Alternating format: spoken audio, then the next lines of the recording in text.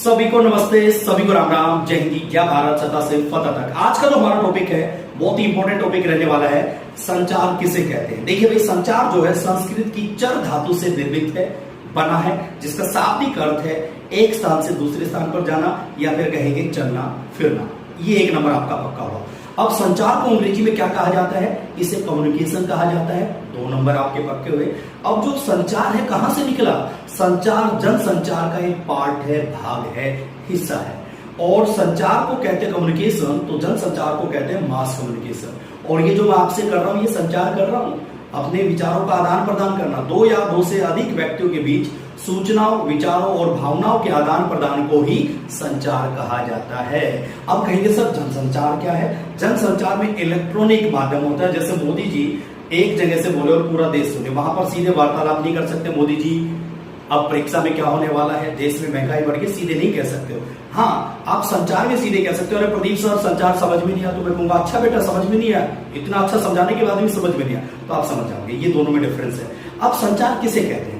आप साइंस के स्टूडेंट रहे होंगे, है ना। आजकल तो और कोई इंग्लिश मीडियम चलता है, और 10th क्लास में तो साइंस थी ना, उसमें भी संचार आता है। एक जो तापीय बिंदु होता है, एक बिंदु से दूसरे बिंदु तक पहुंचता है, उसको भी संचार कहा जाता है। लेकिन मेरे भाई उस संचार की बात नहीं कर रहा हूं यहाँ पे। एक और संचार होता है तार या बेतार, जिसमें हम मौखिक या लिखित संदेश, है ना, happy Valentine day, I miss you 143 ऐसे लिखते हैं ना, तो हम संदेश भेजते हैं, उसको भी संचार कहा जाता है। लेकिन अगर हम अभिव्यक्ति और माध्यम की बात करें 11th और 12th क्लास की, जो कि एनसीईआरटी की जो किताब है, जो बुक है, जहां से क्वेश्चन पूछे जाते हैं, ये वो वाला संचार भी। संचार क्या होता है? 2 या 2 से अधिक व्यक्तियों के बीच सूचनाओं, विचारों और भावनाओं के आदान प्रदान को संचार कहा जाता है।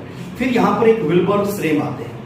इन्होंने परिभाषा दी संचार की, जो कि एग्जाम में सीधा पूछा जाता है आपके 11th और 12th क्लास में। और 11th 12th क्लास को छोड़िए, आपका कोई भी हिंदी साहित्य से संबंधित एग्जाम में केवीएस, एनवीएस, एसपैट या फिर यूजीसी नेट तक सीधा पूछा जाता है कि संचार अनुभव की साझेदारी है। तो अनुभव मतलब आपके जो एक्सपीरियंस है, मैं अपना एक्सपीरियंस शेयर कर रहा हूं आपके साथ, तो अनुभव की साझेदारी को संचार कहा विल्बर श्रेम ने। ये आपको याद रखना है। तो अब तक हमने क्या पढ़ा? संचार शब्द किस धातु से बने हैं?